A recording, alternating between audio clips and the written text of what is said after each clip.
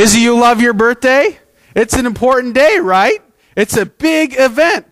But once you get a little bit older, you don't like to see that birthday roll around, right? Because that means that we're a year older. It means that all those things that we had planned on getting done in this last year, of maybe our goals of losing 10 pounds by we're a certain age, or doing something by a certain age, we just don't get it, right? It just does not happen. Well, birthdays symbolize our first life that we were given from God in this world. But also, the Spirit gives us new life.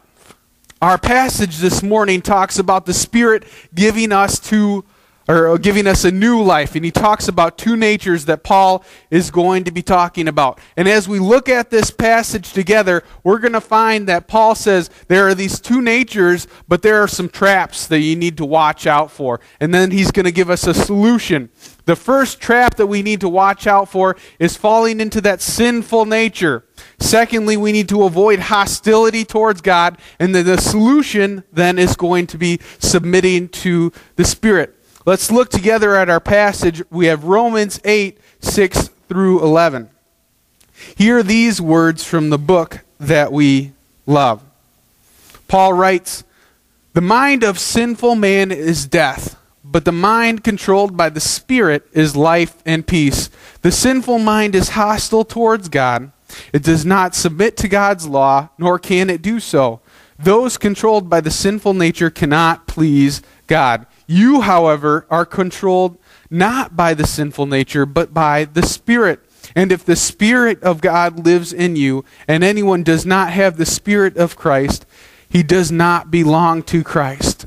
But if Christ is in you, your body is dead because of sin, yet your spirit is alive because of righteousness.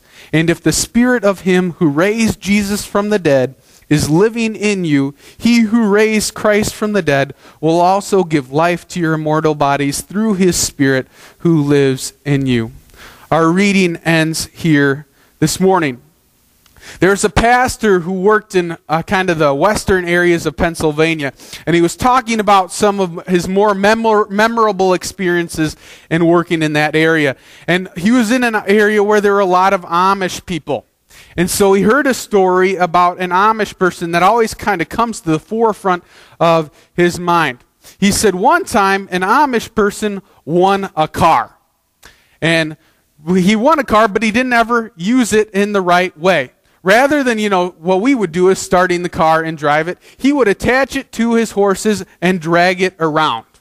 What an extreme waste of power that was.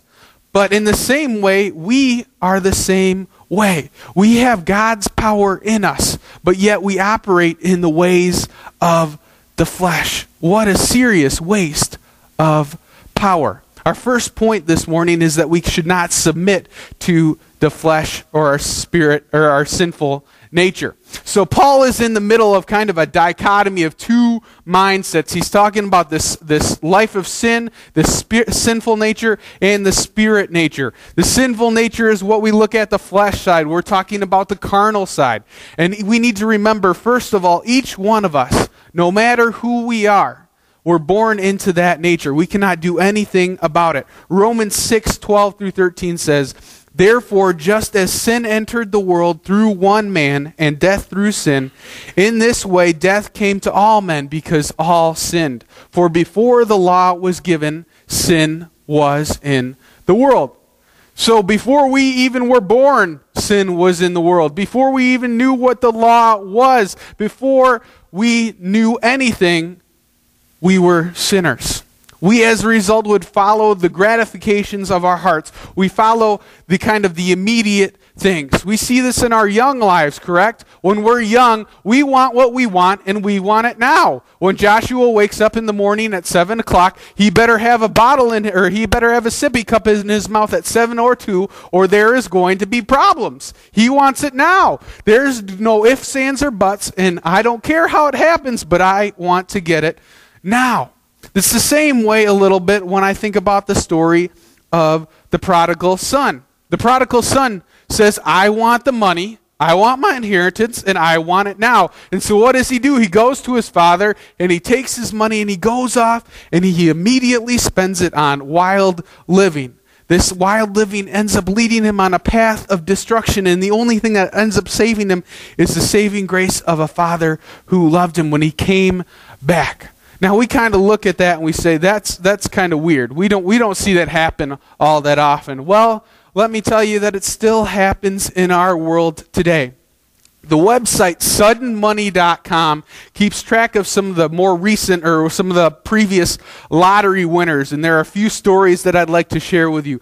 A woman named Evelyn Adams won the New Jersey lottery once in 1985 and once in 1986 or 87 to the tune of $5.4 million. She now lives in a trailer. William Bud Post won $16.2 million from the Pennsylvania lottery in 1988. He now lives on Social Security and food stamps. J&T Lee won $18 million in 1993, and 8 years later filed for bankruptcy with $700 in just 2 accounts and no cash on her hand. It happens today.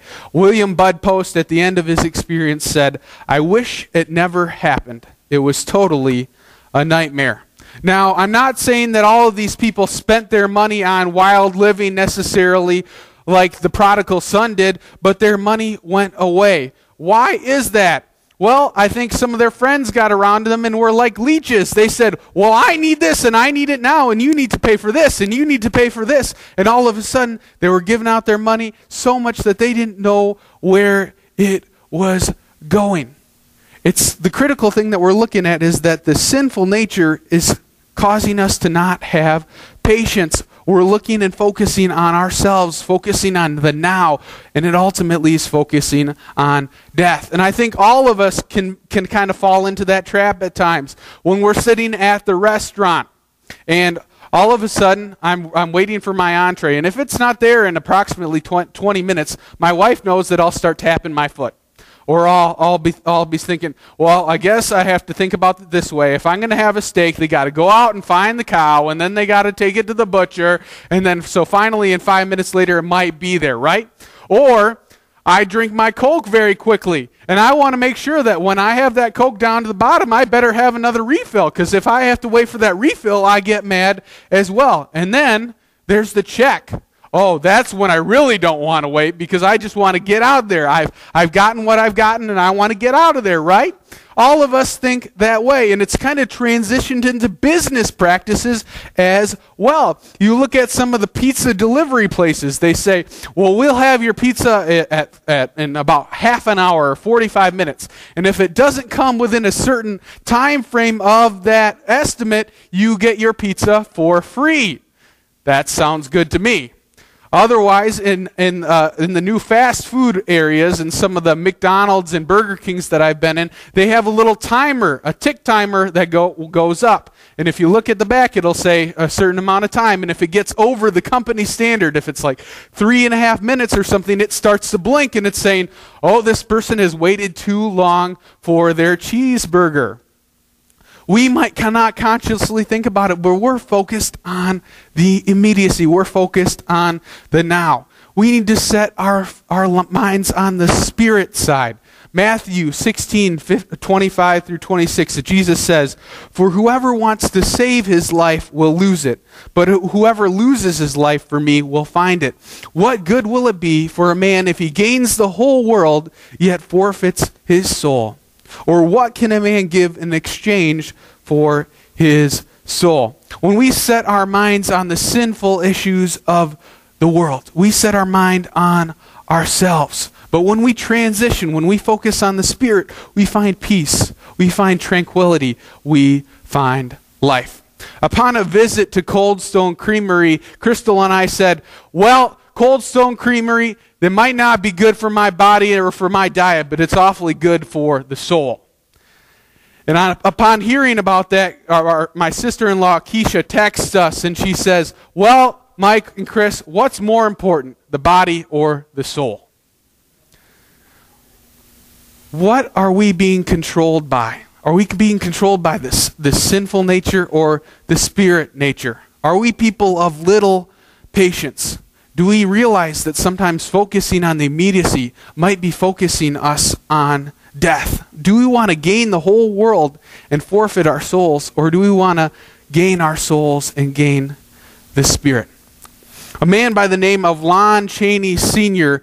was the actor for the title in the title movie of The Hunchback of Notre Dame. And as a part of his acting and to try to get into that locked position as a true, genuine-looking hunchback, he would harness himself in every day to have the appearance of a hunched over look. And as the days of filming turned into the weeks of filming, he realized that as he took off the harness, it became harder and harder to straighten himself out again.